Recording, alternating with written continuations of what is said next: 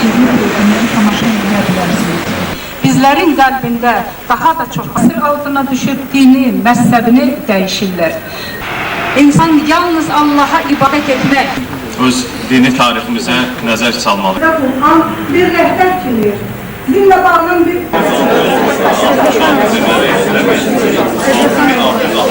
Bunun çox qəribə bir tarixi var bu Quranın.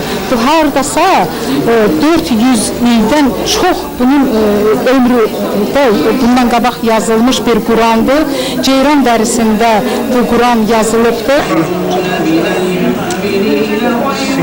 Bütün dan deyilənə görə yatıb eləyibdir, bu Quran sağ qalıbdır.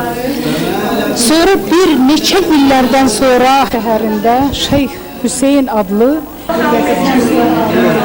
bütün kitabxana yanıb bu Quran qalıbdır. Şimdi də göstərin.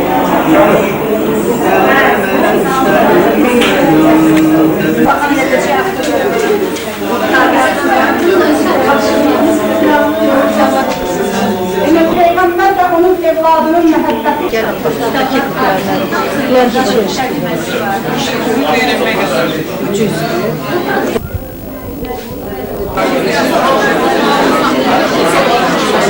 Orada bir əlyazma Quran var, doğrudan da əlyazmadır və üstündə xeyli işlənibdir. Biz görərdiniz ki, həqiqətən də işlədilirdi.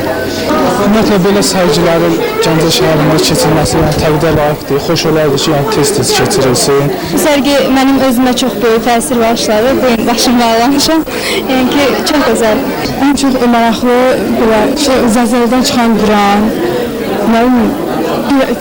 ili bilinməyən çox tarixli Quranlar oldu. Onlar çox xoşuma gəldi. Hamısı. Çox maraqlı eksponatlar burada göstərilib.